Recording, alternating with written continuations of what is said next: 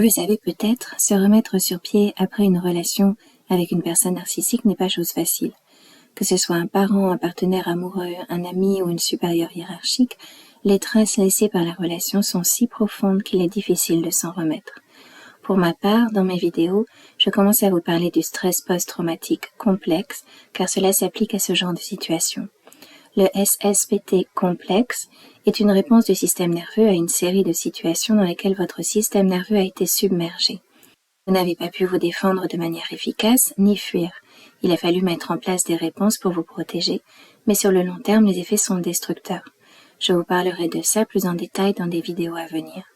Ici, je m'adresse surtout à celles et ceux qui souffrent toujours d'une ou plusieurs relations avec une personnalité narcissique, que cette dernière soit toujours d'actualité ou non.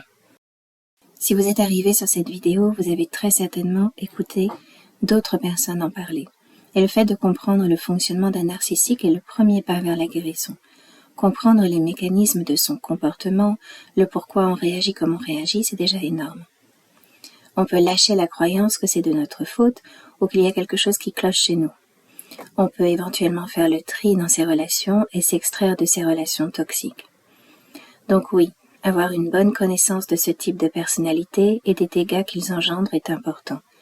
Je vous encourage à lire et à écouter des vidéos. Avec une précision quand même. En France, on a le concept de pervers narcissique. Mais ce dernier ne couvre pas tous les types de narcissiques, loin de là. C'est le pire, on va dire, mais sans en arriver là, nous sommes régulièrement en prise avec des types de narcissiques moins dangereux et néanmoins très toxiques.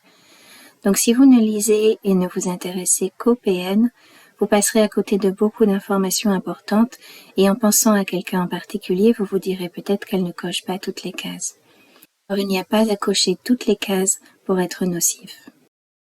Avec cette vidéo, je pars du principe que vous avez déjà une bonne connaissance de ce dont on parle ici, mais je vous encourage aussi à continuer à vous informer à la fois sur les profils de narcissiques et à identifier ce qui, chez vous, a été blessé, affecté, abîmé. C'est là la première étape à passer, car il ne faut pas se voiler la face, les narcissiques ont un réel pouvoir de nuisance. Ils affectent notre système nerveux à un niveau profond, ils modifient la façon dont nous réagissons, ils volent le bonheur des gens autour d'eux, ils abîment l'estime qu'ils ont d'eux-mêmes et la liste est bien plus longue encore. Mais comprendre, ce n'est pas suffisant. Je comprends ce qui s'arrête là parce que c'est déjà incroyablement satisfaisant. Mais si on veut réellement s'affranchir de l'influence de ces gens-là, ce n'est pas suffisant. Comme je le disais, notre système nerveux est affecté par une exposition trop longue à une personnalité narcissique. Un trauma complexe peut s'être développé, mais ici je vais surtout vous parler de ce qu'on peut appeler des conditionnements neuroassociatifs, dont certains sont terribles dans le sens où ils vous empêchent littéralement de vous sentir bien, et ce, bien après que la relation soit terminée. Nous connaissons tous des gens qui sont à fond dans le bien-être, qui vont se faire masser, qui font de la méditation, du développement personnel, peut-être en faites-vous partie. Mais si de manière sous-jacente, votre inconscient associe le bien-être, la réussite ou je ne sais quoi de positif pour vous avec quelque chose que vous voulez éviter à tout prix comme le conflit, le dénigrement, l'humiliation, la violence même, que se passe-t-il? Si nous devons le mettre en mots, ce serait une croyance qui dirait « si je me sens bien, je ne peux pas être en sécurité par exemple » ou bien « si je réussis, je serai coupé de tout ce que j'aime et je serai humilié ». Il est évident que quand on fait une démarche pour se sentir mieux, on ne pense pas dans ces termes, mais il s'agit d'un conditionnement inconscient. Et pourquoi est-ce que je vous parle de ça? Parce que les narcissiques, pour beaucoup d'entre eux, ne supportent pas de vous voir heureux, vraiment heureux. Ils peuvent être satisfaits s'ils voient que vous êtes content suite à quelque chose qu'ils ont fait eux.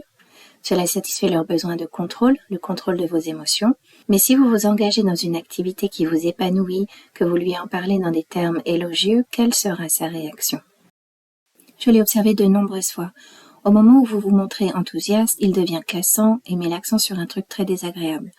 Vous avez vu un film que vous avez adoré et vous lui en parlez. Il fait la gueule et il dit quelque chose comme « Cet acteur, j'irai jamais le voir, c'est un facho ». Ou simplement « Je ne sais pas comment tu peux dépenser autant d'argent pour aller voir un film au cinéma, t'as qu'à le pirater sur le net ». Ces remarques affectent notre état émotionnel et pas pour le meilleur. Elles peuvent sembler anodines, mais elles peuvent aussi être ressenties comme humiliantes. Et sa mauvaise humeur qui suit peut nous mettre dans un état d'insécurité émotionnelle avec la sensation de devoir marcher sur des œufs. Un sentiment de malaise auquel on ne sait pas trop comment répondre. Si ce phénomène se reproduit encore et encore, année après année, cela crée un conditionnement dont nous ne sommes même plus conscients. Par la suite, toute activité qui nous procure du plaisir, toute tentative de réussir quelque chose qui nous rendrait heureux est contaminée par ce conditionnement sous-jacent et inconscient. C'est l'une des raisons pour lesquelles quoi que l'on fasse pour nous sentir mieux, comme prendre soin de nous, entamer quelque chose que nous avons toujours voulu faire, cela ne suffit jamais et trop souvent on finit par se saboter. Et malheureusement, le sabotage n'est pas non plus sous notre contrôle conscient la plupart du temps. Vous voulez faire quelque chose d'important pour vous et vous êtes pris d'une fatigue intense. Vous vous offrez des vacances de rêve et vous ne parvenez pas à en profiter pleinement, tant des pensées et des sensations négatives vous envahissent. Souvent, la séquence qui vient après votre tentative de vous sentir bien est en lien avec le système de défense mis en place lors de vos interactions avec le narcissique. Par exemple, vous voulez faire quelque chose qui vous tient à cœur, et vous pouvez vous retrouver paralysé comme vous l'avez été par le passé face à ces réactions. Au fond, même si la relation est terminée depuis longtemps, c'est comme si le narcissique était toujours à côté de vous. Cela peut même contaminer vos pensées. Vous pensez à quelque chose qui vous fait plaisir et vous entendez une remarque qui vient altérer votre état émotionnel. Bien, vous faites quelque chose et vous entendez une réaction qui vous fiche sur place. Débusquer ces associations délétères n'est pas une mince affaire et créer de nouvelles associations peut prendre du temps. En fait, c'est un travail, mais c'est un travail qui en vaut le coup. Une autre chose dont il faut être conscient, le narcissique vous conditionne à lui faire plaisir pour que vous vous sentiez en sécurité. La croyance inconsciente qui peut en découler et s'inscrire en vous, c'est « je ne suis en sécurité que si je fais plaisir ». Parmi les différentes réponses que nous avons face à une situation menaçante, nous avons la fuite, le combat, la sidération ou bien une réponse qui consiste à rassurer, à faire plaisir, à se soumettre parfois afin d'apaiser l'adversaire. Les narcissiques conditionnent cette réponse en nous. Ils peuvent créer un sentiment de danger, même si ce n'est pas forcément un danger grave comme se faire tuer, mais disons le danger de déclencher un conflit ou de vous humilier, de vous rabaisser. Et il vous conditionne à répondre par une forme de soumission, une façon de lui faire plaisir. De là se forme et se renforce une nouvelle association, ce que j'appelle le conditionnement neuroassociatif, et qui met en équivalence le fait que je fais plaisir aux autres et je suis en sécurité. Avec un narcissique, s'il n'est pas content, vous pouvez vous sentir en insécurité. De façon automatique, vous allez rechercher son approbation, sa reconnaissance, et cela entame votre authenticité. Cela entrave ce que vous souhaitez faire de vos journées et de votre vie en général. Cela va même influencer ce que vous ressentez, la perception que vous avez de la réalité.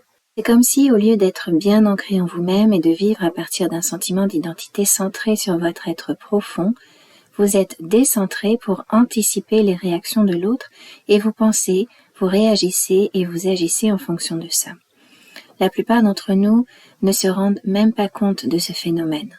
Et quand ils réalisent, il y a un soulagement suivi généralement d'une série d'émotions douloureuses qui doivent être digérées, puis ils apprennent à se recentrer, à s'ancrer en eux-mêmes, et c'est un vrai bonheur.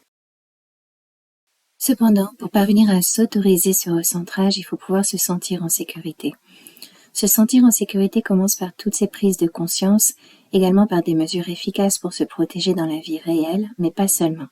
Il s'agit aussi de faire un travail sur soi pour réapprendre à se sentir en sécurité dans son propre corps et dans son espace personnel.